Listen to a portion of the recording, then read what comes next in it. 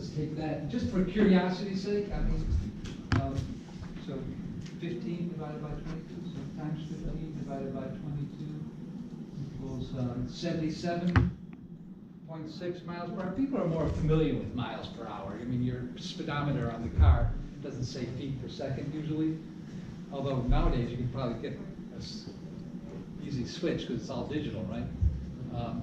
But yeah, 77, I mean, I guess they wouldn't want you to have feet per second because then you could always argue in a court of law, well, my car didn't say miles per hour, it said feet per second, so I was confused, officer.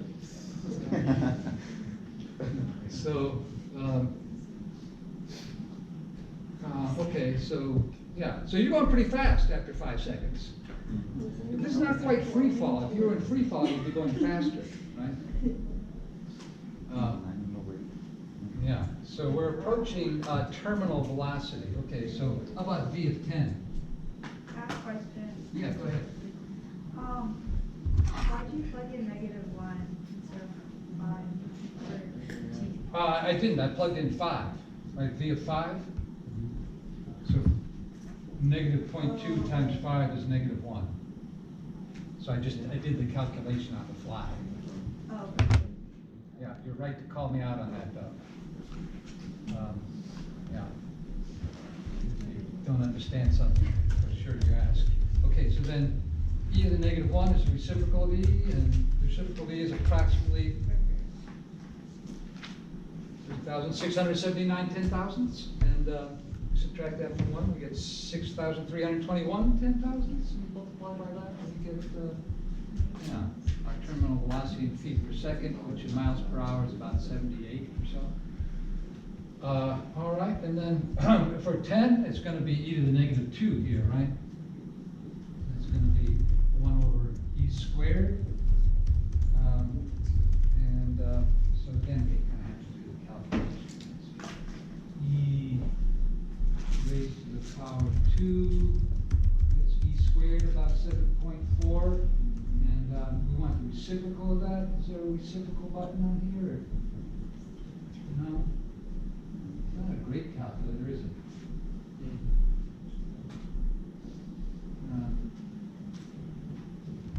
Sometimes there's a reciprocal button. You can say x to the y -1. All right. So that's reciprocal of e squared. Oh, plus 0. It's about 0.135. So this is about 180. 1 minus 0.135. Shall I be consistent? Take another digit. 3. That's 180 times 0.8647.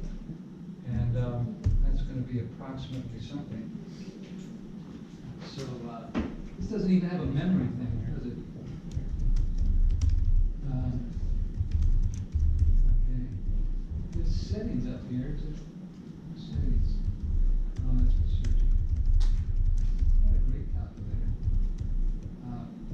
So this is e to the -2, right? So I'm going to subtract 1 from that, and then I have the opposite of what I want, so I'm going to multiply by -1. So now that's my 0.8647, and times 180,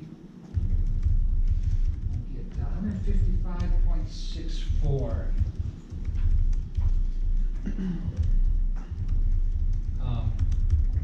Feet per second, which in miles per hour, I don't know, so 15, you know, one could do this, right? That this is about 5 sevenths. Pretty close. A little bit less than 5 seconds, right? 5/21 is going to be 5 seconds. So, does that help at all? So that's approximately 0.7. So to convert from feet per second to miles per hour, you multiply by approximately 0.7. That would give me about 88 miles per hour. So we've accelerated from about 78 to 88 miles per hour. Okay, check me on that. So part C is draw a graph of the velocity. Oh, we already did that. Good. D, the max maximum velocity of a falling object with a wind resistance is called its terminal velocity. From the graph in part C, find the terminal velocity of this skydiver. Well, so part C, there's a quick dirty graph. And this is T, don't forget to label your axes. T and V, right? So part D, the limit of V of T as T goes to infinity, what is that? That's the terminal velocity. And what happens to this term as T goes to infinity?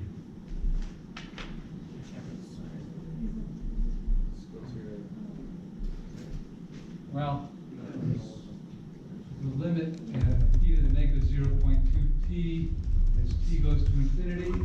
Well, a shorthand for that is going to be e to the negative infinity, right? As 0.2 times t is going to infinity, and so that's negative infinity. And what's e to the negative infinity? Does that even make sense? Well, it would be e 1 over e to the infinity. E to the infinity, that's going to be infinity. So the reciprocal of infinity on a Tuesday? That's 0, right? So this is all sort of hand-wavy shorthand for, what happens in the limit to this expression as t gets large. Well, as t gets large, then 20% of t also gets large without bound, right? And 20% of infinity is infinity. Yeah. An odd notion, but it's true. And so, negative infinity then, right? And this means the reciprocal of e to the infinity, but, e is a number bigger than 1. Any number bigger than 1 raised to an infinite power would be infinite. So that would be 1 over infinity, which is, for all practical purposes, 0, right? So this is going to 0, so 1 minus 0, right? So 180 is your terminal velocity. Feet per second, I guess, and I guess 70% of that would be like 120 miles per hour or something, 130, somewhere in there. So, have you seen these amusement rides or something? There's a giant fan and you jump into the moving air. And it's like skydiving, only you're not jumping from a great height, you're just jumping